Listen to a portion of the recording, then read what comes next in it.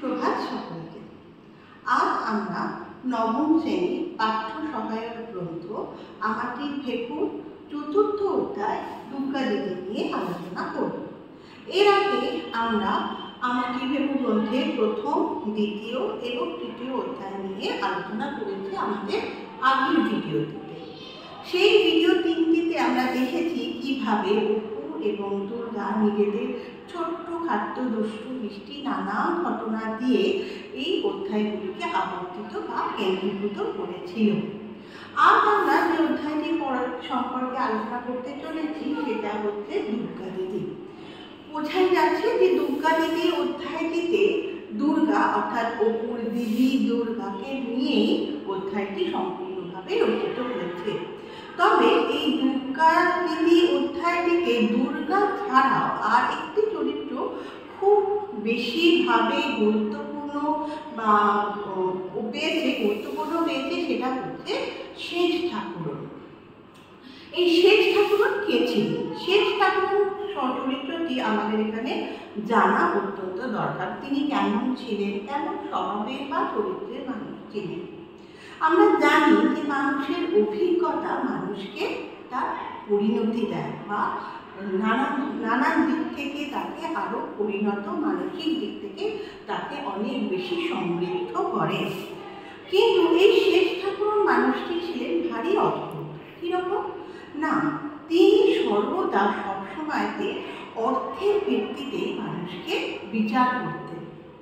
সেই দিক থেকে তিনি মনে করতেন অপু এবং দুর্গা অর্থাৎ অপুদের পরিবার অত্যন্ত নগণ্য, তাদেরকে কোনো রকম সম্মান বা মর্যাদার অধিকার তাদের নেই, যেটা বাস্তবে কি ছিল তার একেবারে মানুষ সম্পর্কে ভুল ধারণা। এই অধ্যায়টি পড়বার সময় তার এই মানসিকতার আমরা এক জলজান্ত উদাহরণ একটি ঘটনার মধ্যে দিয়ে জানতে পারি। ঘটনাটা কি না, একদিন অপুকে দুপুরবেলা তার মা যখন ভাত খাওয়াচ্ছিলেন তখন সেই সময় খাওয়ার সময় দুর্গা বাড়িতে প্রবেশ করে। যাই হোক, দুর্গার অসময়ে প্রবেশ করা, সারাদিন বাড়িতে না থাকা, এইরকম সমস্ত বিষয় নিয়ে যখন সর্বজয়া তাকে গুরুতরভাবে তিরস্কার করছিলেন, তখন ঠিক সেই সময় ছেলে ঠাকুরন বাড়িতে প্রবেশ করেন তার ছেলে মেয়ে, তার বাড়ির আরো ছোট ছোট কয়েকটি ছেলে মেয়েদের সঙ্গে করে। কেন না, তার অভিযোগ ছিল যে দুর্গা তার মেয়ে তনুর পুতুলের মালা চুরি করে নাকি এনেছে। এবার পুতুলের মালা জিনিসটা কিন্তু অতি নগণ্য জিনিস, যেমন জিনিসটা এমন কিছু দামি বা মূল্যবান নয়। খেলার চলে দুটো বাচ্চা নিজেদের মধ্যে বন্ধুত্বের খাতিরেই হোক বা খেলার চলে হোক নিতেই পারে। সেটা নিয়ে বোধহয় বড়দেরকে মধ্যে তাদের মধ্যে প্রবেশ করা, ঘটনার মধ্যে প্রবেশ করা বা তাদের মধ্যে নানাভাবে অভিযোগ খোলা, তাদেরকে একে অপরকে অপমানিত করা বোধহয় সেটা খুব একটা উচিত নয়। কিন্তু সেটা ঠাকুরন বললাম তিনি সবসময় সব কিছুই তার মতামত, অভিমত, সমস্ত কিছুই বক্তব্য পেশ করে থাকে অর্থের ভিত্তিতে। আর যেহেতু দুর্গাদের আর্থিক অবস্থা ভালো নয়, তাই জন্য তিনি ধরেই নিয়েছিলেন যে তাদের কোনো রকম সম্মান পাওয়া বা দেওয়ার যোগ্যতা তাদের নেই।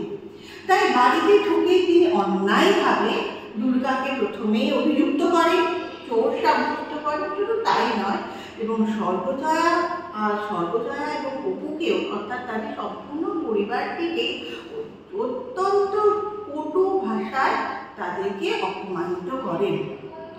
সমস্ত ব্যাপারটা এত তাড়াতাড়ি, এত দ্রুত গতিতে ঘটে যায় যে সর্বজয়ার প্রতিবাদ করবার আগে সেজু ঠাকুরন তার সমস্ত কাজ করে বাড়ি থেকে বেরিয়ে যায়। রাগে, অপমানে, দুঃখে, যন্ত্রণায় হিতাহিত জ্ঞান শূন্য হয় সর্বজয়া। দুর্গাকে অসম্ভব প্রহার করেন, তিরস্কার করেন এবং তাকে বাড়ি থেকে বার করে দেন। অপু এই সমস্ত ঘটনাটি একেবারে জলজান্ত সাক্ষ্য প্রমাণ সমেত দর্শক হয়ে থাকলেও তার কিছুই করার ছিল না। এক তো সে ভীষণ ছোট এবং সমস্ত ঘটনাটা বুঝবার আগেই ঘটনাটি ঘটে গিয়েছিল যে দিদির সপক্ষে কোনো যুক্তি রাখার প্রসঙ্গই সে পায়, সুযোগই সে পায়। যাই হোক, এইভাবে ঘটনাটি ঘটে যাওয়ার পর সন্ধেবেলা পর্যন্ত দুর্গার কোনো খোঁজ পাওয়া যায়নি। অপু একবার, যদিও সে খুব ছোট, অপু একবার খোঁজবার চেষ্টা করেও বিফল মনোরথ হয়ে বাড়ি ফিরে আসে। ঠিক তখনই দেখে দুর্গা ফিরে এসেছে এবং দুর্গাকে অসম্ভব মারতে মারতে সর্বজয়া তাকে বাড়ি থেকে বার করে দিচ্ছে। শুধু তাই নয়, রাগের মাথায় জ্ঞান শূন্য হয়ে সর্বজয়া তার মৃত্যু কামনা করে বসে, যা শুনে শোকে, দুঃখে, রাগে অপু পাথর হয়ে যায়।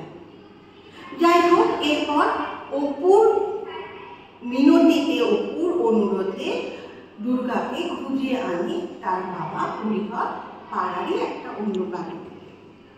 আমাদের ঘটনাটি মোটামুটিভাবে এখানে শেষ হলেও আমরা এই অধ্যায়টিতে দেখতে পেলাম যে মানসিক বিত্তশালী হওয়ার সাথে সাথে তাদের কিন্তু মানসিক কোনো সম্পর্ক থাকে না। যদি সেটা থাকতো তাহলে সেতু ঠাকুর হয়তো এইভাবে অপমান করার আগে বা লাঞ্ছনা গঞ্জনা দেবার আগে একবার অন্তত ভাবতে, তা তিনি করেননি।